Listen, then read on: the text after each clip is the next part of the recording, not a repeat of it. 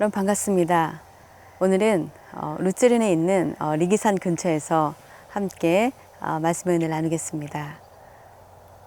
오늘의 본문 말씀은 시편 39편 1절에서 13절까지의 말씀입니다. 저는 어떤 분이 페이스북에 올린 글을 보았습니다.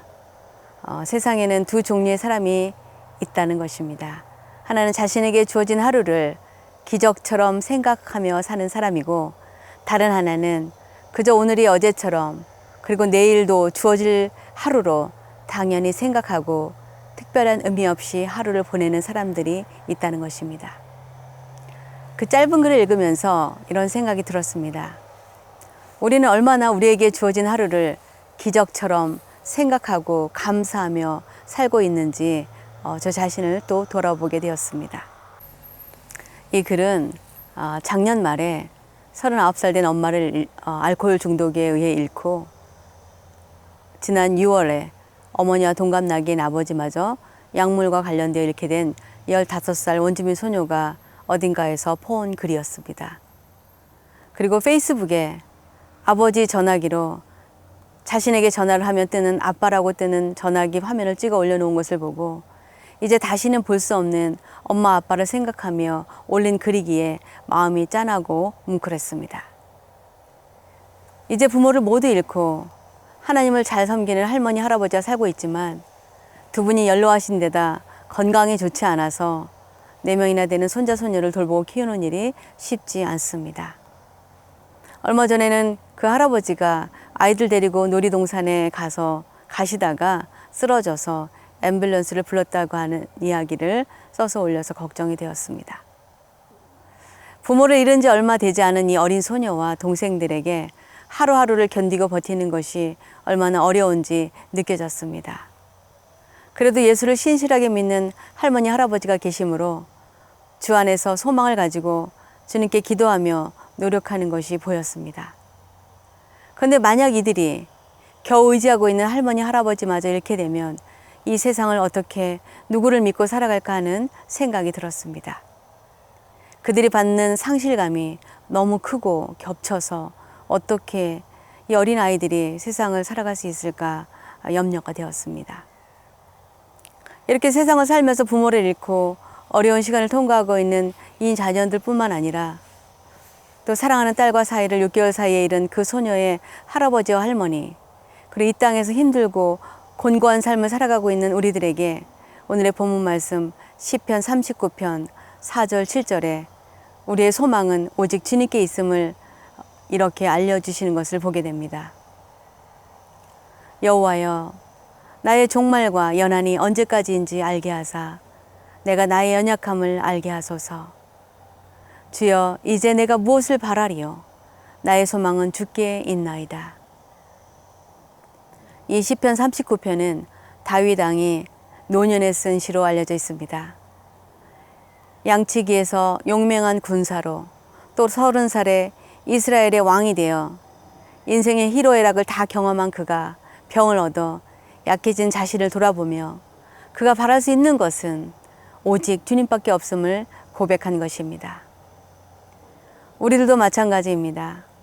우리가 병이 들어 생명이 얼마 남지 않았다면 우리에게 무엇이 필요하겠습니까? 우리 주변에 믿었던 사람들이 다 이런저런 이유로 우리를 떠났다면 우리가 의지할 분은 오직 주님밖에 없다는 것을 우리는 기억해야 합니다. 그런데 만약 우리가 사람을 의지하며 살아간다면 우리는 조만간 실망하고 낙심하며 그들과의 관계도 멀어질 수 있다는 것을 반드시 기억해야 합니다. 지금은 절대 변하지 않을 것 같은 사람도 어떤 환경이나 자신들에게 유익이 없어지면 서서히 멀어지게 되어 있습니다. 아무리 가까운 부부 사이였어도 서로에게 너무 짐이 되고 힘이 들면 멀어지게 됩니다. 부모와 자식 사이도 마찬가지입니다. 우리의 모든 것을 주어도 아깝지 않은 우리의 자녀들도 성장해서 자신들의 길을 가게 되면 부모는 결코 그들에게 1순위가 될 수 없습니다. 그들의 자녀들을 봐주어야 하거나 키워줘야 할 때는 또 잘해줄지 모르지만 자신들의 필요가 없어지면 이젠 같이 살 이유가 없다고 생각하고 홀대하기도 합니다. 친구들은 더 말할 것도 없습니다. 우리가 뭔가 친구들에게 도움이 될 때는 사람들이 자주 찾아옵니다. 그러나 한두 번 도와달라고 하면 부담이 되어 다음부터는 연락을 해도 잘 받지 않으려 하는 것이 일반적인 예입니다. 그런데 우리가 누구를 믿고 산다는 것입니까? 사람은 우리의 믿음의 대상이 아니라 그저 사랑해줘야 할 사랑의 대상일 뿐입니다. 우리의 인생은 우리에게 달려있는 것이 아니고 하나님께 달려 있습니다. 그래서 우리는 하나님을 믿고 그분을 신뢰하며 우리를 변함없이 사랑해 주시는 그분의 은혜에 감사하는 마음으로 하루하루를 살아야 합니다. 어떤 분은 이렇게 말할지 모릅니다. 지금의 삶이 너무나 힘들고 어려운데 어떻게 감사하며 살 수 있는지 물을 수 있습니다. 그러나 오늘 하루의 삶을 우리에게 허락하신 것만으로도 우리는 감사할 수 있어야 합니다. 얼마 전 한 원주민 선교사이자 목사님의 어머니께서 갑자기 교통사고로 돌아가셔서 급히 한국에 다니러 가셨습니다. 그런데 불행 중 감사하게도 아들과 함께 병원에 계신 어머니를 만난 후 30분 뒤에 소천하셨다고 합니다. 건강하셨던 어머니께서 갑자기 그렇게 교통사고가 날 줄 누가 알았겠습니까? 사람의 일은 아무도 모르는 것입니다. 그렇게 황망하게 어머니를 잃은 선교사님은 얼마나 또 마음이 아프시겠습니까? 우리는 아무도 내일 일을 알지 못합니다. 내일은 고사하고 오늘 우리에게 어떤 일이 생길지 우리는 알지 못합니다. 그러게 우리가 오늘 하루를 이렇게 무사히 마치게 된 것이 바로 기적이며 하나님의 은혜임을 우리는 감사하며 살아야 하는 것입니다. 저희는 지난주에 밴쿠버 섬 나나이모에 사시는 한 원주민 선교사님 댁을 방문했습니다. 8월 말 있을 원주민 순회 선교에 관한 이야기도 나누고 그 안에 있었던 선교 사역도 나누고 또 그분이 필요한 컴퓨터 프로그램도 설치해드릴 여러 가지 목적을 가지고 갔습니다. 근데 저희가 도착하는 시간에 맞추어 정성을 다해 식사를 준비해 놓으셨고 저희가 오는 날짜에 맞추어 농사 조금 지으신 것들을 우리를 주시려고 먹지 않으시고 아껴두시고 환대해 주셔서 얼마나 감사했는지 모릅니다. 그리고 언젠가 페리 선상에서 바다를 배경으로 예배 영상도 꼭 한번 찍고 싶었는데 이번에 할 수 있어서 참 감사했습니다. 늦은 밤을 새우고 새벽 1시까지 앞으로의 선교 비전도 나눈 것도 감사했습니다. 피곤하셨을 텐데도 다음날 일찍 일어나셔서 아침을 준비해 주시고 또 저희들에게 배에서 먹을 것도 다 준비해 주셔서 그뿐만 아니라 또 그 와중에 농사 지신 마늘과 깻잎과 상추 등 따서 준비해 주셔서 얼마나 또 감사했는지 모릅니다. 더 감사했던 것은 언젠가 시간이 되면 꼭 가서 설교 영상을 찍고 싶은 곳이 있었는데 그곳이 그 페리 터미널에서 멀지 않아서 돌아오는 길에 그것도 할 수 있어서 정말 감사했습니다. 그동안 여러 번 배를 타고 다녔지만 다른 선교사님들과 늘 함께 배를 타고 다녔기 때문에 영상을 찍을 시간과 여건이 되지 못했었습니다. 집에 들어와 짐을 정리하면서 마음이 너무나 뿌듯하고 감사했습니다. 우리가 예상한 것은 선교사님 댁에 가서 컴퓨터 세팅해드리고 선교에 관한 이야기 나누는 것이었는데 주님께서는 우리의 생각을 넘어 마치 우리가 하루 휴가를 다녀온 것처럼 좋은 시간을 보내게 하셨고 그동안 꼭 하고 싶었던 영상들을 만들 수 있는 여건을 만들어 주신 것입니다. 주님은 알고 계셨던 것입니다. 저희가 일부러 시간 내서 어디 놀러 가지 않는다는 것, 그리고 그냥 영상만을 만들기에는 너무 멀고 비용이 많이 들어 선뜻 가지 못한다는 것도 아시고 모든 것이 합력하여 계획했던 것들을 하게 하신 것입니다. 그래서 저는 그 모든 일들이 주님께서 역사하신 기적 같은 하루라고 생각하게 되었습니다. 우리의 인생은 우리가 주체가 되어 살아가는 것 같아도 다 하나님의 주권 아래에 있습니다. 물론 하나님께서 우리에게 자유의지를 주셔서 우리로 하여금 선택하게 하시지만 결국 우리의 선택 이후의 모든 결과 역시 하나님의 뜻과 섭리 안에 있는 것을 보게 됩니다. 우리가 잘못된 선택을 하면 우리는 징계를 받고 또 그 징계의 훈련을 통해 우리는 다시 또 하나님의 선하신 인도하신 가운데로 돌아오게 됩니다. 그런데 우리는 마치 우리가 죽지 않고 영원히 이 땅에서 살 것처럼 착각하며 이 땅에서 우리의 편안하고 안락한 미래를 준비하며 살아가기를 원합니다. 그러나 우리에게 가장 중요한 것은 바로 지금 오늘입니다.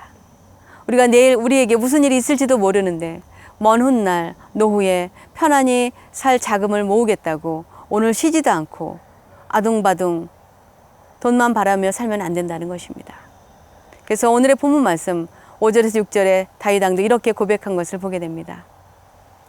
주께서 나의 날을 한 뼘 길이만큼 되게 하심에 나의 일생이 주 앞에는 없는 것 같사오니 사람은 그가 든든히 서 있는 때에도 진실로 모두가 허사뿐이니이다.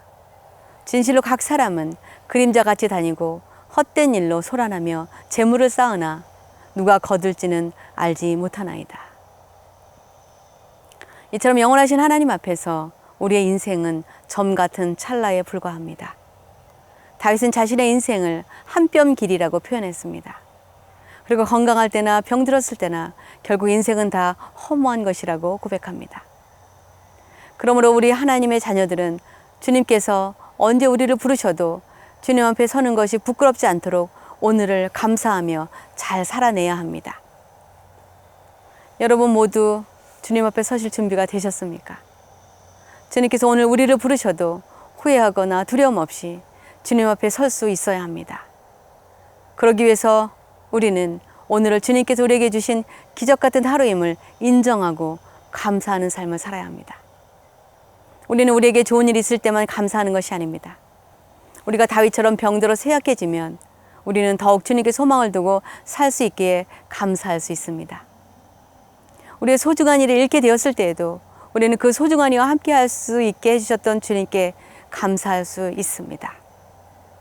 저는 최근에 목적이 이끄는 삶이란 책으로 3천만 부 이상 팔린 뉴욕타임스 베스트셀러 작가이며 미국 캘리포니아 레이크 포레스트에 있는 세들백 교회 담임 목사로 유명한 릭 워렌 목사님의 고백을 듣게 되었습니다.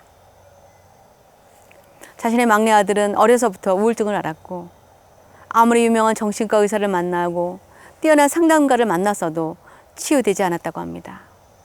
하나님을 믿는데도 왜 치료해 주시지 않는가 힘들어하다가 어느 날 늘 자신들이 염려해왔던 일이 생겼다고 합니다. 아들이 자살을 한 것입니다.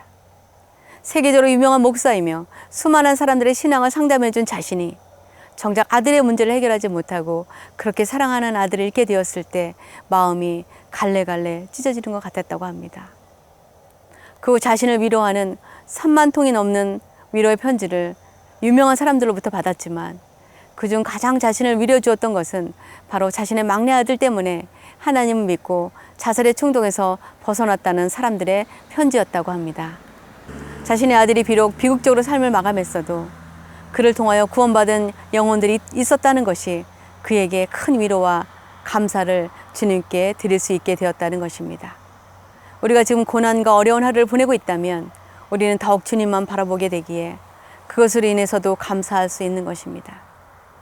우리가 모든 것이 잘 되고 승승장구하게 되면 우리는 우리 자신도 모르게 하나님을 간절히 찾지 않게 됩니다.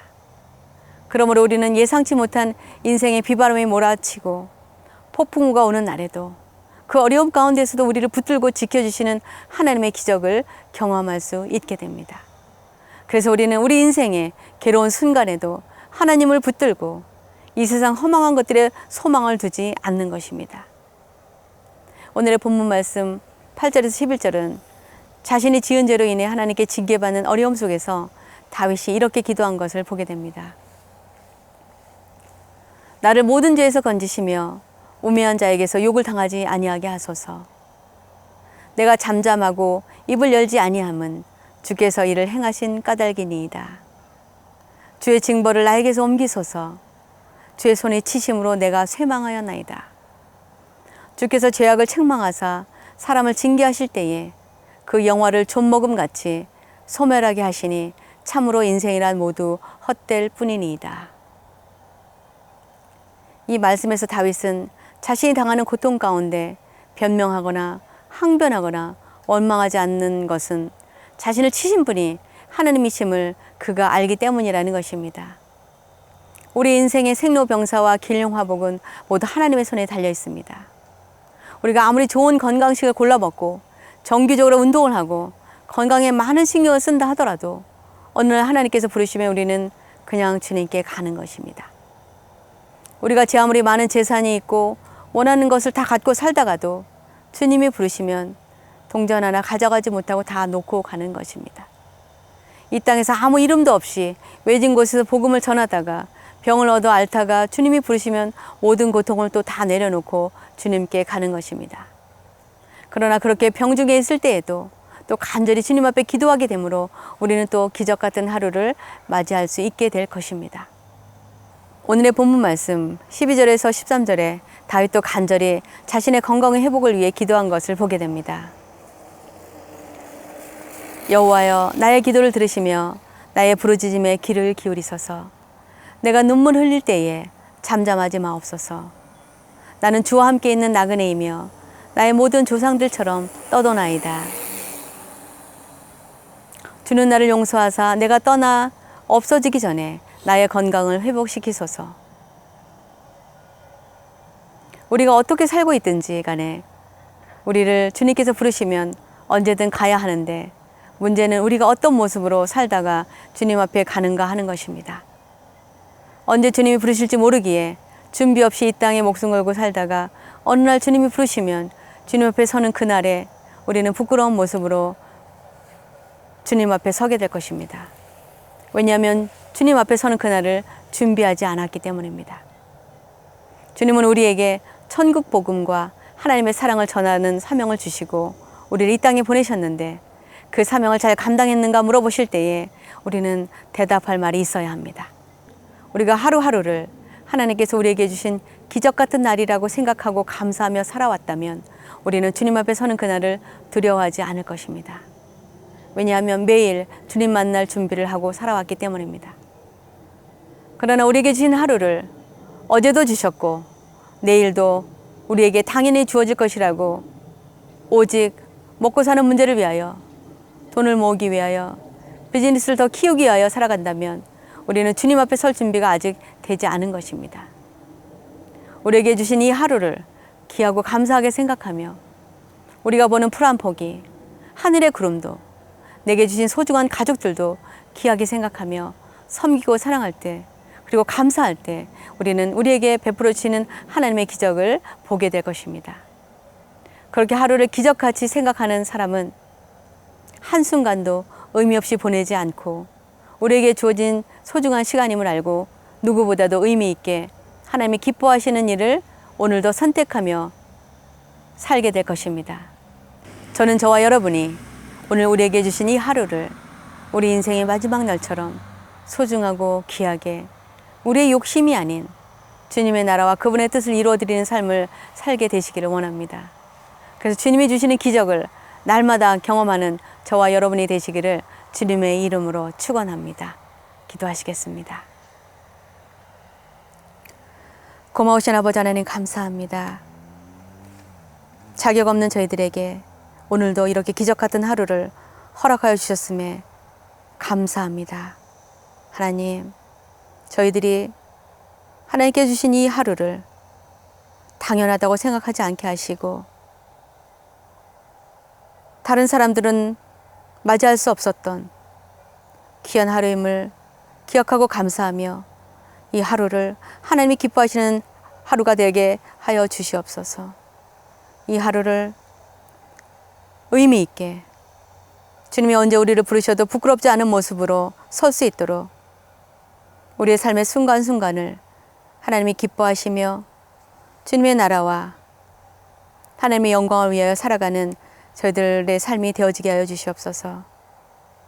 그래서 주님께서 언제 부르셔도 사모했던 주님을 기쁨으로 만날 수 있는 저희들 될 수 있도록 주의 성령께서 늘 우리의 삶 가운데 날마다 역사하시며 인도해 주시기를 원합니다.